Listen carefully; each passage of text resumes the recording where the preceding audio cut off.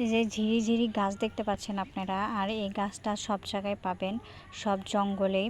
এই যে ঝিরিঝিরি একদম ফুল, যে এই যে দেখেন একদম ঝিরিঝিরি ফুল গাছ। এই গাছগুলো কি করবেন জানেন? এই যে উঠাবেন, উঠে বাসায় নিয়ে গিয়ে ভালো করে ধুয়ে এই ফুলগুলো ফেলে দেবেন, দিয়ে এটি বাটবেন, বেটে মধু দিয়ে খাবেন খালি পেটে।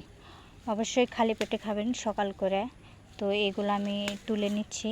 এই যে দেখেন খুবই উপকারী। তো যাদের সমস্যা, শরীর ব্যথা, হাত পা ব্যথা বা লিভারের সমস্যা, কিডনির সমস্যা, তো আপনারা এই যে এইগুলো ঝিরিঝিরি ফুল গাছ, এগুলো আপনারা নিয়ে গিয়ে অবশ্যই বেটের মধু দিয়ে খাবেন, ট্রাই করবেন অবশ্যই। এই যে দেখেন সব জায়গায় পাওয়া যাবে এইগুলা। তো আমি তুলে নিচ্ছি একটা একটা করে, সব জায়গায় আছে, পাবেন এই যে বেটে।